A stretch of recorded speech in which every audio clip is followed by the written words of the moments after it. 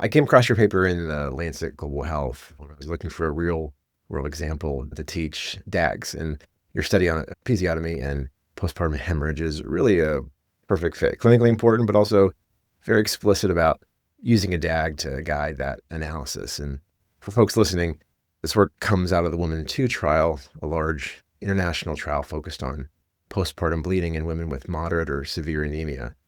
So before we dive into the DAG itself, could you set the scene? How did you become interested in this question of episiotomy and hemorrhage in anemic women? Yeah, absolutely. And yeah, thank you for inviting me to talk about it. So, the Women 2 trial is one of a series of trials of a drug called tranexamic acid, which essentially reduces bleeding. And the first trial, the women trial, looked at giving TXA, tranexamic acid, to women who had a postpartum hemorrhage to prevent death.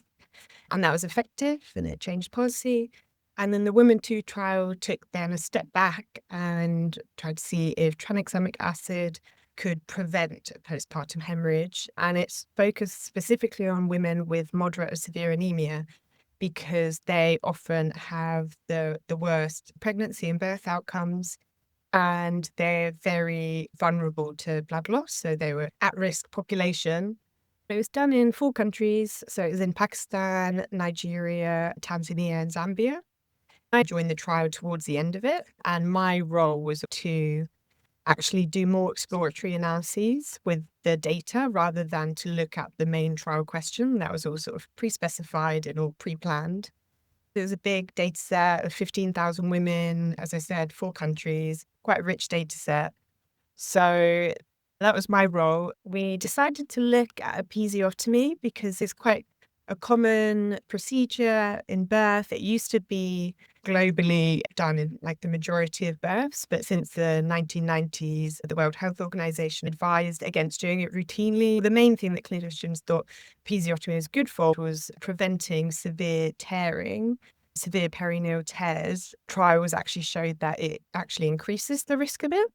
It's a procedure, it's an incision to the perineum between the vagina and the perineum, and it's a surgical incision, so it causes bleeding, and it could then also lead to tearing. So that's why we thought it was important to look at the association between that and postpartum hemorrhage. That's where the question came from, and I think it was particularly important to look in this population of women with moderate or severe anemia because they are much more vulnerable to blood loss and it impacts them more.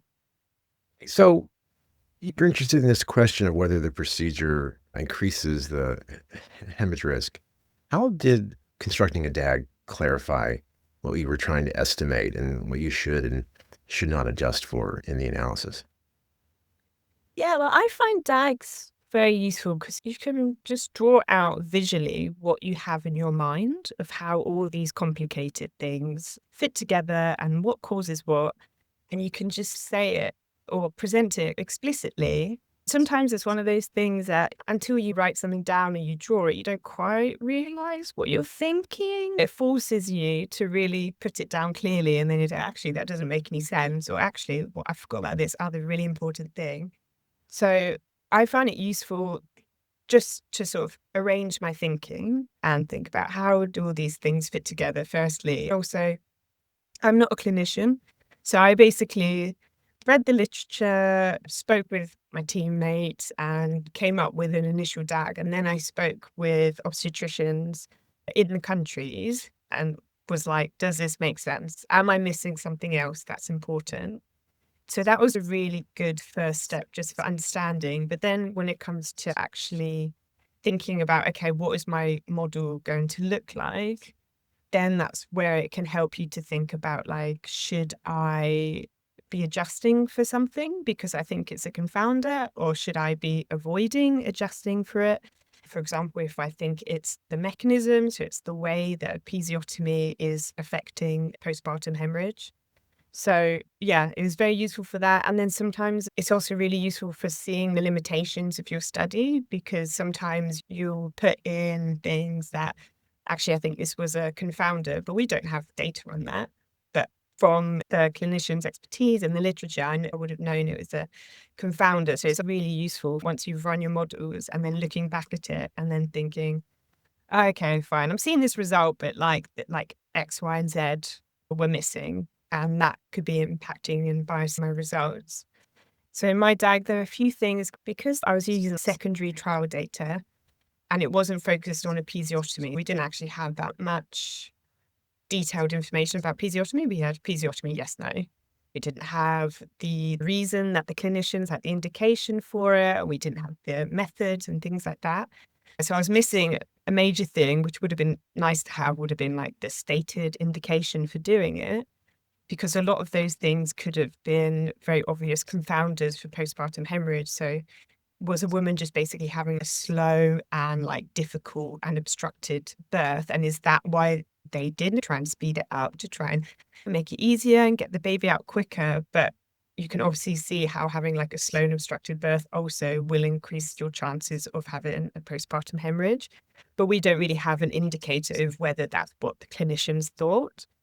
But what I feel like the DAG helped with is I included that in the DAG, but then I thought about, well, what is related to that? What could be a proxy of having a slow birth or an obstructed delivery? And then you can include that.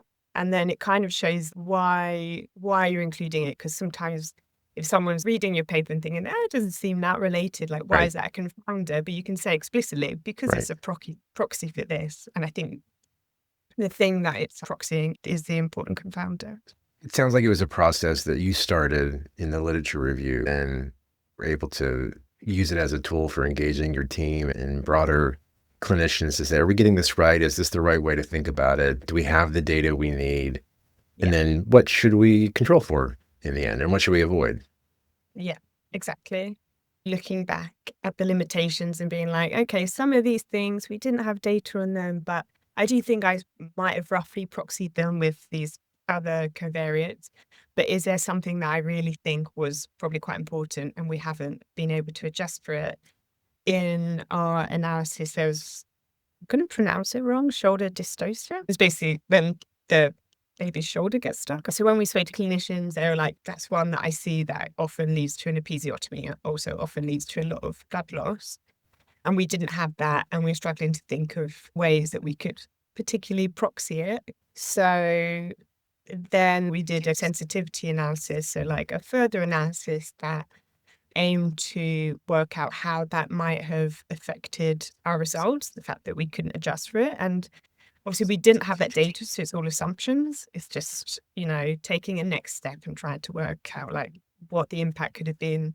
And yeah, it's called a quantitative bias analysis. And there's a formula that you follow and you try and get some estimates from the literature of what you think the association was between the thing that's not available, the unmeasured confounder, and the outcome, and then how common it would have been in the different groups. And that gives you a way of adapting your odds ratio. So basically, we're like, based on our best estimate of how common this would have been in the exposed, in the unexposed, in the effect that it has on the outcome, if we were able to adjust for it, our odds ratio actually would have been X. And if that shows that still we think there is like a positive association, then it's like, okay, that gives us a little bit more confidence that it's not biased due to that. Obviously, there could be other biases. I think it's great. One of the things we talk about a lot is in class is that you're not getting perfect answers and you don't have perfect data. And it's a great example of a way to bound how wrong you could be. Yeah, I agree. And it's just simple. And you're not saying, I know this is it. You're just saying, assuming this is what the impact could have been. And so, Now, when you're presenting this to your team and maybe external folks and thinking about what the DAG looks like and what to control for, are there points of disagreement or debate or discussion in the DAG? interesting. I would say there wasn't necessarily that much disagreement in that, oh, this mechanism doesn't exist or it's not important or any like misinterpretations of the DAG. I'd say it was mostly just kind of things I haven't thought about, more detail. And there was also a lot of versions of the DAG. And I think one of the things in creating and reading a DAG is just, it's like a balance between showing what it needs to show and having its purpose, but also being readable. Right. And Right. a lot of the time, I think it is really hard to do. If you read literature about developing a DAG, it's like, think of everything that could be associated and include the arrows between all of them. And then you end up looking at it. And I mean, I could because I was making it. So I was like, this makes sense to me. But sending it to my colleagues, they were like, I just can't really understand what's going on. So I do find that quite difficult. You're trying to find a way of presenting it simply enough that people can actually interpret it and it actually has a use for external people, but also shows what it needs to show. But what I did and what I tend to do is started with a much more complicated one and then thought about like, oh, maybe it's because you're always drawing a line as well. Like you say, you can't include everything. Right. So yeah, at some point you do draw a line. You think probably that one actually isn't that important, and I won't include it in the DAG. Or if there's a way of, if it things tend to have sort of similar relationships, and you can just sort of group them together. I feel Right. like that simplifies it a lot. But yeah, so I don't think we had too many disagreements. It was more a way of trying to like refine it to a point where it actually made sense to people who hadn't been working on it Right. 24/7. I get that. Starting overly complex and then simplifying. We know they're wrong in some way. I'm just trying to figure Yeah, out, make them useful, right? yeah. You're just Uh, trying to find the balance and make that cool. Yeah. what was your pathway to getting to this point and being involved in this secondary analysis? How'd you make your way into this part of Epi? I'm at the London School of Hygiene and Tropical Medicine, and I've been here for a while now, 10 years. Years and years ago, when I first decided I wanted to go for PhD, I basically got a job out of my undergraduate, and it was working on like data entry on a swine flu project. It was a long time ago. And that was the first time I was ever heard of epidemiology or anything like that. And I remember they told me about LSHTM. So then I wanted to do a PhD broadly. I remember I was interested in like health inequalities, but like very broadly. But I've gone through a few stages. I actually did a master's in demography. And then since then, I was working in a non-communicable disease epidemiology department. And then I'd only joined the clinical trials unit a few years ago. But it's sort of the moves I was trying to make to try and work a bit more in interventional studies and Yeah. trials. Because actually a lot of the work that I do now in my current team, I'm doing observational analyses, but a lot of the time it's with like a potential trial in the future. Like, could this support a future trial that could give us maybe slightly more like definitive causal evidence? But yeah, I'm loving it. It's a great group and they're doing some very big and like exciting trials. So yeah, it's a great group to be in. Oh, to wrap it up then, what's your next DAG? What's your next project? Interesting. I am currently working on one that's actually a bit complicated because of the timings, and it's looking at using the same data set and looking at the impact of blood transfusion and intravenous fluids on an outcome called circulatory overload, essentially when you get too much volume for your body, and it can be quite dangerous and lead to pulmonary edema and death and things. But it's all quite confusing because it's the timing of the blood and the fluids and the bleeding, and all of them can affect each other at different times. So I'm working on the DAG at the moment. Judy, thank you so much for talking about your DAGs. Thank you for inviting me.